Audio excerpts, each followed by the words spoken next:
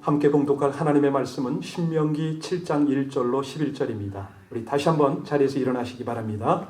우리 같이 우리 온라인으로 예배하시는 모든 성도님들 자리에서 일어나서 하나님의 말씀을 함께 받들어 봉독할 때에 우리 본당에서의 예배의 감격이 다시 한번 회복되어지길 바랍니다. 우리 신명기 7장 1절로 11절까지의 말씀을 합독하시겠습니다. 네, 하나님 여호와께서 너를 인도하사 내가 가서 차지할 땅으로 들이시고 내 앞에서 여러 민족 헷 족속과 기르가스 족속과 아모리 족속과 가나안 족속과 브리스 족속과 히위 족속과 여부스 족속 곧 너보다 많고 힘이 센 7 족속을 쫓아내실 때에 내 하나님 여호와께서 그들을 내게 넘겨 내게 치게 하시리니 그때에 너는 그들을 진멸할 것이라. 그들과 어떤 언약도 하지 말 것이요 그들을 불쌍히 여기지도 말 것이며 또 그들과 혼인하지도 말지니 내 딸을 그들의 아들들에게 주지 말 것이요 그들의 딸도 내 며느리로 삼지 말 것은 그가 내 아들을 유혹하여 그가 여호와를 떠나고 다른 신들을 섬기게 하므로 여호와께서 너희에게 진노하사 갑자기 너희를 멸하실 것임이니라. 오직 너희가 그들에게 행할 것은 이러하니 그들의 제단을 헐며 주상을 깨뜨리며 아세라 목상을 찍으며 조각한 우상들을 불살할 것이니라. 너는 여호와 내 하나님의 성민이라. 내 하나님 여호와께서 지상 만민 중에서 너를 자기 기업의 백성으로 택하셨나니 너희를 기뻐하시고 너희를 택하심은 너희가 다른 민족보다 수요가 많기 때문이 아니니라. 너희는 오히려 모든 민족 중에 가장 적으니라. 여호와께서 다만 너희를 사랑하심으로 말미암아 또는 너희의 조상에게 하신 맹세를 지키려 하심으로 말미암아 자기의 권능의 손으로 너희를 인도하여 내시되 너희를 그 종 되었던 집에서 애굽 바로의 손에서 속량하셨나니 그런즉 너는 알라. 오직 내 하나님 여호와는 하나님이시요 신실하신 하나님이시라. 그를 사랑하고 그의 계명을 지키는 자에게는 천대까지 그의 언약을 이행하시며 인애를 베푸시되 그를 미워하는 자에게는 당장에 보응하여 멸하시나니 여호와는 자기를 미워하는 자에게 지체하지 아니하시고 당장에 그에게 보응하시느니라. 그런즉 너는 오늘 내가 네게 명하는 명령과 규례와 법도를 지켜 행할지니라. 아멘. 하나님의 말씀입니다. 자리에 앉으시기 바랍니다. 못 뵌 지가 상당히 오래되신 분이 계신데요. 건강하게 잘 지내십니까? 네. 건강관리를 하실 필요가 있겠습니다. 지금은 시간도 정성도 조금 투자를 할 수가 있는 조건이 되니까 여러분들 모든 환경 속에서 각각 신경 써서 건강관리를 잘 하시고 또 우리가 은혜 가운데 만났으면 좋겠습니다. 사실 옛 어른들이 그런 말 하지 않습니까? 건강 잃으면 아무 소용이 없다. 예, 모든 거 다 잃는다는 거죠. 아무리 산의 진미 맛있는 음식이 있어도 건강 잃으면 먹지 못하죠. 아무리 포근한 침대가 있어도 건강 잃으면 편히 잘 수가 없습니다. 보고 싶은 책이 아무리 많아도 시력 잃고 나면 볼 수가 없죠. 그래서 자신과 가족의 건강을 잘 챙기시는 특별히 부탁드릴 것은 면역력 강화를 위해서 좀 신경을 쓰시는 그런 때가 되었으면 참 좋겠습니다. 여러분 이렇게 건강을 챙기십시다 라고 인사를 하니까 마음이 어떠신가요? 그런데 정작 하고 싶은 말씀은 이제부터입니다. 정신건강은 어떠세요? 우울증 올 것 같지 않으세요? 영적인 건강은 좀 어떠십니까? 굉장히 신경이 쓰입니다. 여러분 그 적정 체온을 유지해야 몸이 건강하잖아요. 우리의 정신, 우리의 영이 열정을 잃으면 안 된다는 말입니다. 이 교회를 사랑하고 무엇보다 하나님을 사랑하는 그 뜨거운 마음이 식으면 안 됩니다. 이거는 체력하고는 또 다른 영역입니다. 여러분 맥박, 호흡 잘하고 계세요? 관리? 사실 영적 호흡이 참 중요한데요. 영적 호흡 어떻게 하는 겁니까? 기도로. 기도 생활 잘 하시는지 궁금합니다. 소화기관은 또 어떠신가요? 네. 우리가 음식을 잘 먹고 소화를 해야 되는데 우리 영의 양식은 하나님의 말씀 아닙니까? 늘 때를 따라 읽고 묵상하고 듣고 또 삶에 적용하는 것 참 중요합니다. 그럴 때 힘든 문제 또 시험거리가 있어도 다 우리가 이런 것들을 소화해낼 수가 있지 않습니까? 사실 영적 건강을 제대로 챙기지 못하면 육신의 건강 아무리 챙겨봐야 결국은 허약 체질이 됩니다. 요즘 아이들이 옛날 아이들보다 키도 크잖아요. 몸무게도 많이 늘었어요. 그런데 이 아이들 중에 허약 체질이 많은 거 아시죠? 성인병 더 많아요. 왜 그러냐면 심신이 많이 약해졌기 때문에 조그마한 어려움이 있어도 스스로 해결을 못하네. 여러분 그렇습니다. 지금 이런 시절에는 성도도 교회도 이게 강하고 담대한 체질로 바뀌어야 되는데 허약하게 되어서는 안 되겠다는 것입니다. 왜냐하면 하나님이 기대하는 게 있어요. 이런 시대를 하나님의 사람과 교회가 이끌어 주기를 원하신다는 거죠. 그런데 문제는 우리가 그런 힘이 없을 수가 있죠. 왜? 허약 체질일 때에. 그래서요, 이 시대에 아픔과 어려움을 우리가 끌어안고 나가야 되는데 이게 허약해서는 안 된다는 것입니다. 자, 왜 허약해질까요? 오늘 이제 설교로 연결을 하겠습니다. 중요한 것은 우리의 인식입니다. 잘못된 인식이나 좋은 지침이 없을 때, 그럴 때는 여지없이 우리의 영적인 허약이 드러납니다. 이 타락한 시대는요, 어떤 경향이 있냐면 자기 신앙생활, 특별히 하나님을 수단으로 삼습니다.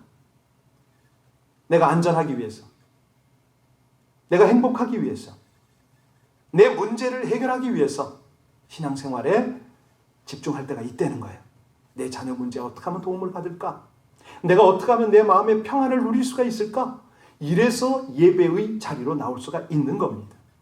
자, 그러면 우리는 어떻게 이거를 교정을 해야 되느냐?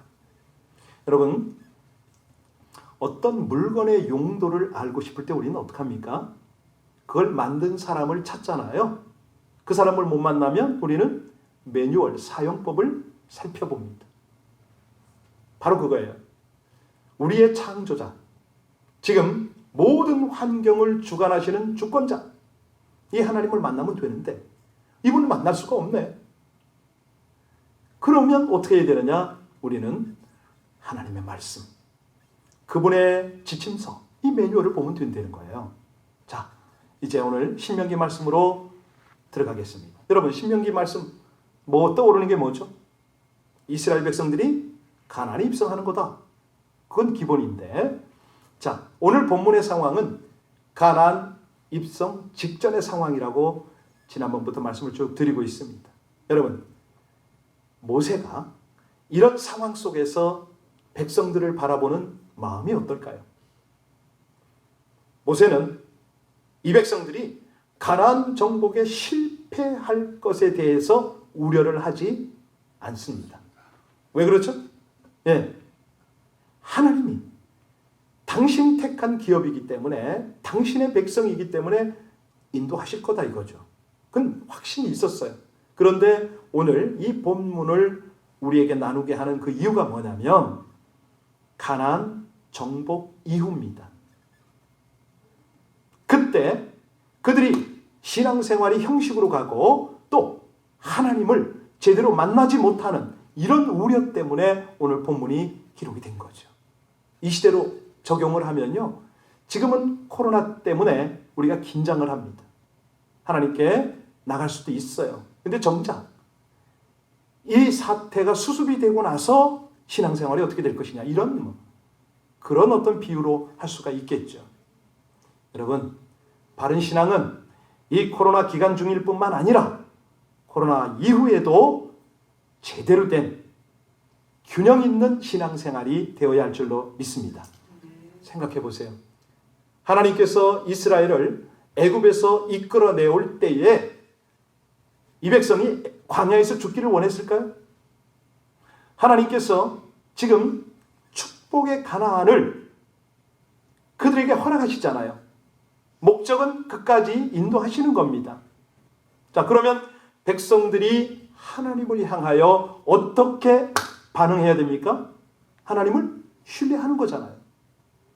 하나님께서 주신 약속들을 온전히 신뢰하는 거예요. 뿐만 아니라 하나님이 주신 지침들, 율법, 규례 이런 것들을 지키며 따라가는 거죠. 문제는 믿음입니다. 인내하는 믿음. 조금만 참으면 되는데, 조금만 성실하면 되는데, 그 믿음이 없을 때는요, 쉽게 넘어지고 허약체질로 가고 그렇습니다. 자, 오늘 본문 1절과 2절을 봉독을 할 텐데요. 가나안에 들어가서 처음 하나님께서 명령하시는 것이 뭔지 우리 한번 살펴보겠습니다. 같이 봉독하십니다. 네, 하나님 여호와께서 너를 인도하사 내가 가서 차지할 땅으로 들이시고 내 앞에서 여러 민족, 헷 족속과 기르가스 족속과 아모리 족속과 가나안 족속과 브리스 족속과 히위 족속과 여부스 족속 곧 너보다 많고 힘이 센 7 족속을 쫓아내실 때에 내 하나님 여호와께서 그들을 내게 넘겨 내게 치게 하시리니 그때 너는 그들을 진멸할 것이라. 그들과 어떤 언약도 하지 말 것이요 그들을 불쌍히 여기지 불쌍히 여기지 말랍니다. 약속도 맺지 말고요. 어떻게 하라고요? 진멸하랍니다. 진멸. 완전히 상대방을 초토화시켜라. 이런 전쟁을 성경에서는 헤렘 전쟁이라고 합니다. 헤렘. 완전히 뿌리까지 제거해라. 헤렘 사상이라고도 하죠. 우리 하나님이 선하시고 사랑이신데 이런 명령을 어떻게 내릴 수가 있을까? 왜 이러셨을까? 아니 생각해 보세요. 그 젖먹는 어린아이, 말 못하는 짐승까지 다 그럴 수가 있나요?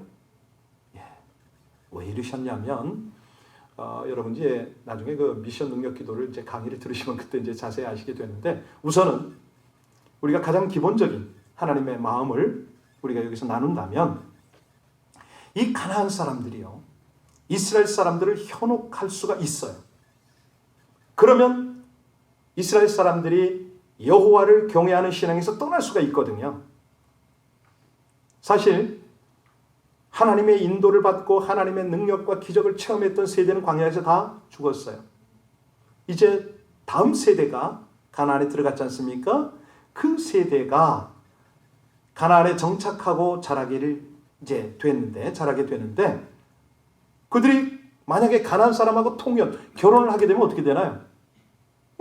가나안 사람들이 섬기던 우상, 그들의 생활 습관, 문화 이런 것들이 그대로 다 전이가 되겠죠. 하나님께서 바로 지적하시는 게 그거예요. 가나안에 들어가는 것으로 행복이 시작되는 게 아니라는 거죠.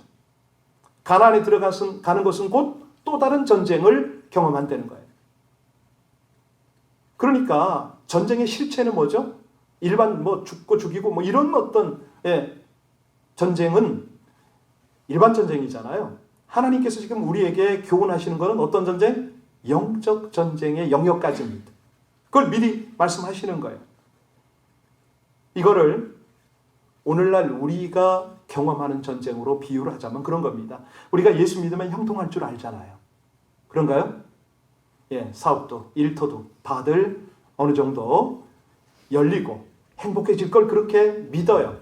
그러나 예수 믿고 헌신했는데 열심히 예배 드리는데 아니 하나님께서 말씀하신 것을 지키려고 몸부림치는데 이게 큰 차이가 없네. 아니 심지어는 안 좋은 일만 자꾸 생기네. 만사가 꼬여요. 이럴 때 어떻게 되죠? 사람들은 실망을 합니다. 그러니까 지금 하나님께서 우리를 교훈하시는 것은 뭐냐면 이 가나안에서의 전쟁의 의미를 깨달으려는 거예요. 여러분, 이 전쟁을 하나님께서 왜 치르게 하십니까? 하나님께서 이기게 하신다. 이거를 경험하려는 거 아니에요? 다시 말하면 하나님께서 이겨놓은 싸움을 싸우라. 너희는 순종할래? 이거 아닙니까? 아무리 적수가 많고 난공불락의 요새처럼 보여도 두려워하지 말라는 거예요. 나가서 싸우라는 거죠. 이게 영적 전쟁이기 때문에 그렇습니다. 사실요, 우리가 예수 믿은 후에 누구와 싸웁니까? 마귀와 영적 전쟁을 싸우는데 우리가 보고 느끼는 건 뭐예요? 문제가 많고 힘이 강하고 뭐 이런 게 자꾸 보이잖아요. 그러면 우리는 어떻게 반응합니까? 자포자기할 수 있습니다. 그때 하나님께서 우리에게 주시는 메시지는 뭐죠? 이 싸움은 누구에게 속했다? 그러면 승리는 누가 하게 한다? 그러면 우린 원리 비결을 배워야 되잖아요. 조건이 뭡니까? 어떤 때 하나님이 싸워주시고 어떤 때 하나님의 승리를 우리가 누리게 하십니까? 조건은 오늘 본문에 나와요. 예, 비결은 하나님 사랑이에요. 그 계명을 지키는 거죠. 그때마다 하나님 사랑하고 그 계명을 지킬 때마다 항상 우리 편이 되어서 만사를 승리하게 하신다. 왜? 하나님의 능력을 바라보고 살기 때문에. 그 능력 가운데서 사랑도 하게 되고 계명도 지키게 되는 거예요. 자, 오늘 헤렘 전쟁을 잠깐 소개했는데요. 3절 한번 보시겠습니다. 3절 다시 보시면 이것이 사실은 영적인 영역으로 우리가 이해를 해야 되는 부분인데요. 같이 읽습니다. 또 그들과 혼인하지도 말지니 내 딸을 그들의 아들들에게 주지 말 것이요 그들의 딸도 내 며느리로 삼지 말 것은. 예, 이스라엘 백성들에게 가나안 백성들과 가까이 하지 말라고 간곡하게 당부하십니다. 아니, 진멸하라는 거예요. 우상들을 완전히 파괴하려는 거예요. 왜 그렇습니까? 예, 여러분 여기서 자꾸 우리의 관점으로 말씀을 보면 답이 안 나와요. 하나님의 마음, 하나님의 관점으로 한번 보시기 바랍니다. 하나님이 보실 때는 이스라엘 백성들은 어떤 백성입니까? 자기가 택한 백성 아닙니까? 오죽하면 자기의 기업이라고 고백을 하시잖아요. 하나님이 택한 백성, 하나님의 기업, 그들이 가장 중요하게 알아야 되는 것은 정체성 아니에요. 내가 누군지를 알아야지. 하나님이 볼 때 내가 누구냐 이거예요. 하나님이 얼마만큼 사랑하시고 얼마 많은 정성과 그 헌신으로 이 백성을 구해내는지 이걸 알아야 되잖아요. 그러니까 하나님은 아까운 거예요. 내가 택한 특별한 기업들은 나와 사랑을 하자는 거죠. 4절 보실까요? 4절 말씀을 봅니다. 자, 일곱 족속과 가까이 지내지 말라. 이 당분대 같이 읽습니다. 그가 내 아들을 유혹하여 그가 여호와를 떠나고 다른 신들을 섬기게 하므로 여호와께서 너희에게 진노하사 갑자기 너희를 멸하실 것임이니라. 여러분 여기서 중요한 것은 자, 하나님이 그처럼 구별하시는데 여기서 우리가 분명히 하고 넘어가야 될 것이 있어요. 거룩. 성도란 뭐죠? 거룩한 백성. 다시 말하면 하나님의 기업 아닙니까? 그러면 이들의 정체성이 뭘까요? 하나님이 기대하는 대로 사는 거 아니겠습니까? 지금 이 시대에도 이제 이스라엘이 가끔 고난받는 걸 우리가 듣고 있습니다. 그런데 이스라엘이 구약과 신약 통틀어 이 시대까지 고난받고 있는 그 이유가 뭡니까? 오늘 이 3절, 4절 말씀을 그대로 순종하지 않은 거 아니에요. 하나님의 명령 어겼습니다. 가나안 족속과 타협했습니다. 가까이 했습니다. 그랬더니 그들이 자기들이 가까이 했던 그들이 가시가 된 거예요. 옆구리를 찌릅니다. 지금도 이스라엘 민족을 괴롭히고 있는 거예요. 그래서 우리 하나님은 단호하세요. 아주 냉정하세요. 이런 면에 우상과는 타협이 없으신 분이세요. 5절 말씀을 볼까요? 5절에 뭐라고 그러셨습니까?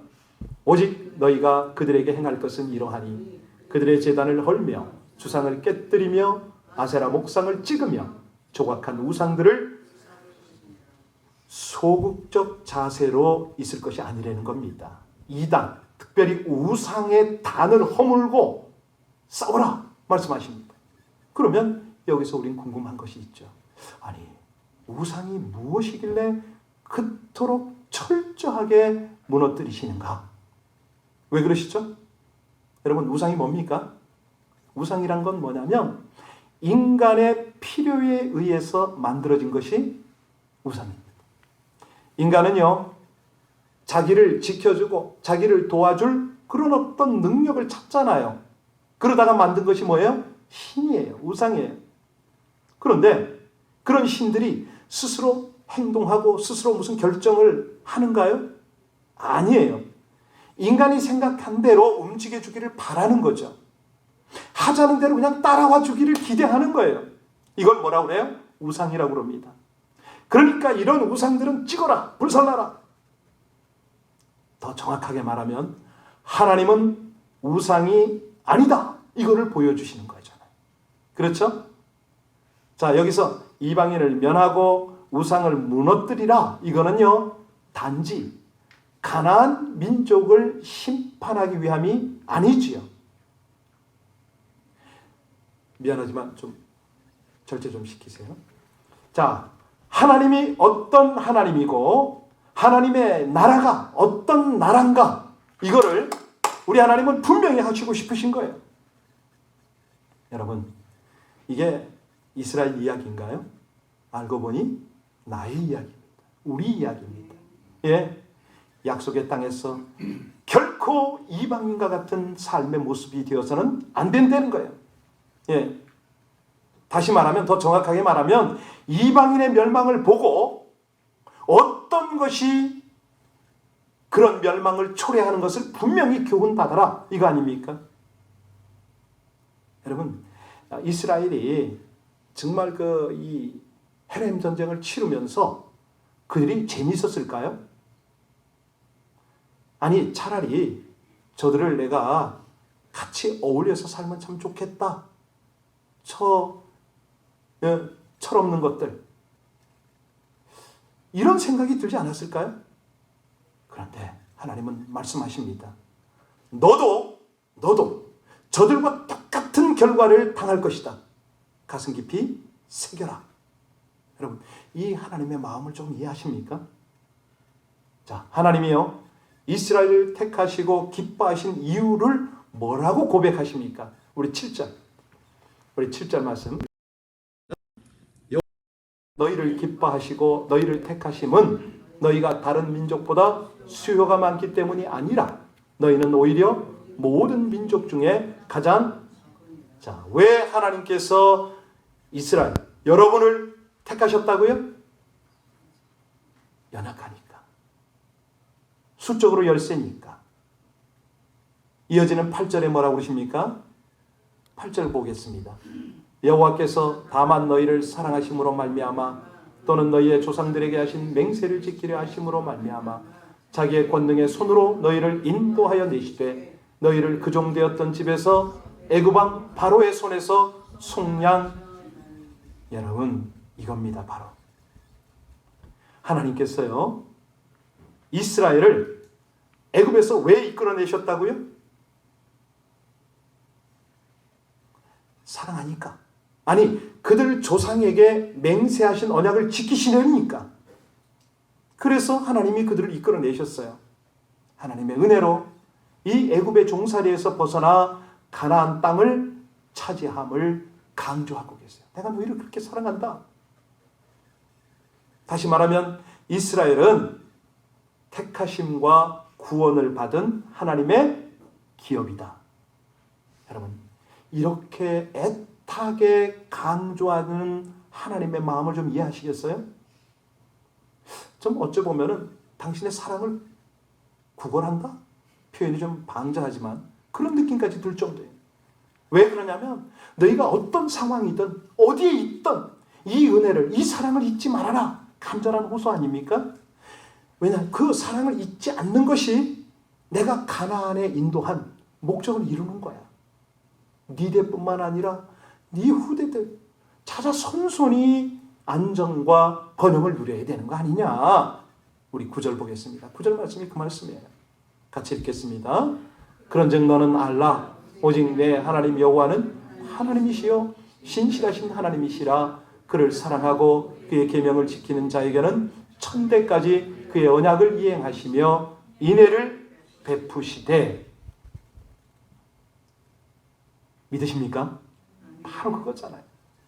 하나님께서 이스라엘 편에 서 주시고 그들에게 승리케 하시고 그들을 보호해 주시겠다는 거예요. 잘나서가 아니고요. 우수해서가 아니고요. 행위가 옳아서도 아니에요. 이렇게 승리를 보장하시고 편들어 주시는 이유가 뭐라고 그랬습니까? 예? 내가 사랑하니까. 내가 있으니까, 나의 기업이니까 그 말씀이거든요. 여러분, 이 정체성 분명히 하시기 바랍니다. 이 어려운 시기에는요, 이것이 분명히 해야 돼요. 자, 그런데 이것이 늘 잊어버리네. 아니, 내가 이 정체성을 따라 살기가 쉽지가 않네. 그럴 때는 아주 쉬운 방법이 있어요. 그 방법이 뭐냐면, 하나님이 행하신 일을 생각하려는 거예요. 하나님이 나에게 무슨 일을 하셨는가? 이거를 생각하려는 거예요. 왜냐하면 나를 바라보면요, 자신을 바라보면 하나님이 안 보여요. 내 환경을 바라보면 하나님 바라보기가 쉽지가 않아요. 그런데 하나님이 행하시는 일을 바라보면, 하나님을 집중하면 그때부터 은혜가 보여요. 사랑이 느껴져요. 하나님을 아는 자가 하나님의 은혜를 모를 리가 없어요. 우리 하나님의 언약이 뭐였습니까? 이 백성을 구원하시는 거 아니에요. 그 약속이 예수 그리스도를 통해서 이루어졌잖아요.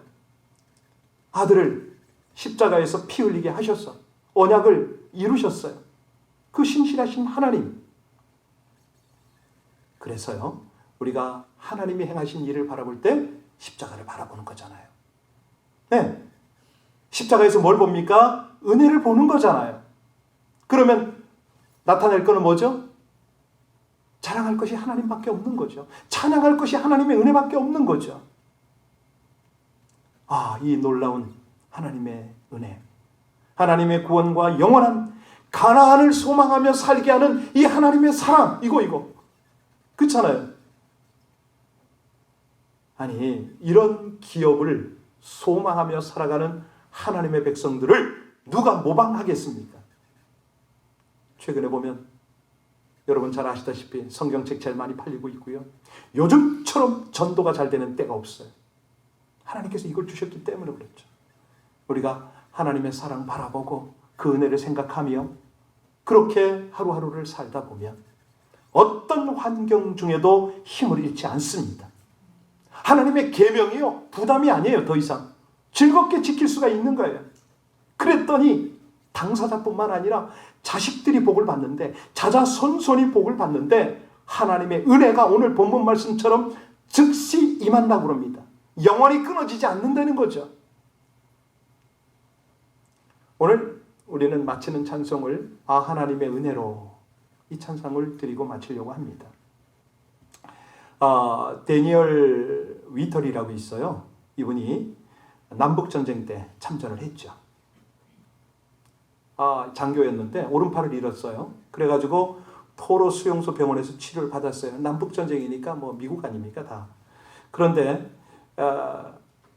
읽을 거리를 찾던 중에 신약성경이 눈에 들어와서 그걸 읽었어요. 읽는 중에 마음에 와 닿는 구절이 제법 있었죠. 그러나 그때도 그리스도를 제대로 영접하지를 않았습니다. 어느 날 밤 자고 있는데 간수가 와서 자기를 막 흔들어 깨우는 거예요. 저쪽에 있는 병사 한 명이 죽어가고 있는데 기도해 줄 사람을 찾고 있다는 거예요. 근데 이 데니얼 위털이 그런만 고백을 해요. 나는 기도할 사람이 못 된다고.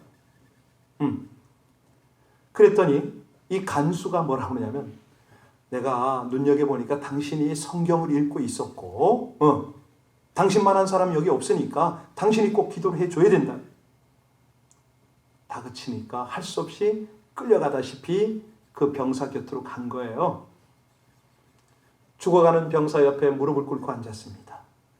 짤막한 말로 먼저 자신의 죄를 고백하고 용서해달라고 주님께 기도를 했다는 거예요. 제가 읽어드릴게요. 나는 즉시 주께서 내 죄를 용서해 주셨음을 믿게 되었다. 그리고 나는 그 소년을 위하여 간절히 기도하였다. 두려움에 울부짖던 소년은 내가 하나님의 구원의 약속을 믿게 해 주소서 하고 기도하자 순간 조용해지더니 내 손을 꽉 잡았다. 내가 꿇었던 무릎을 펴고 일어나자 그는 이미 죽어 있었다. 그의 눈물 어린 얼굴에는 평안이 가득하였다. 나는 믿을 수가 없었지만 굳게 믿었다. 하나님께서는 그에게 그리스도를 알려주기 위해서 나를 강제로 이끄신 것이다. 그리고 나를 통하여 그리스도의 보혈의 공로로 죄사함을 선포하신 것이다. 나는 하늘나라에서 그 소년을 만나기를 고대한다. 결국 이분이 나중에 목사님이 되셨어요. 그리고 그 고백을 담아 이 곡을 만든 거예요. 아, 하나님의 은혜로. 예배를 마쳤는데요. 여러분들 언제든지 교회에 오십시오. 개별적으로 오는 건 문제가 없잖아요. 또 그리고 투고합니다. 투고. 갈비탕 뭐 할 것 없이 중국 음식도 하고 투고해 드리니까 생각나는 거 있으면 전화하세요. 교회로 전화하시면 됩니다. 당신은 소중하십니다. 당신은 존귀하십니다.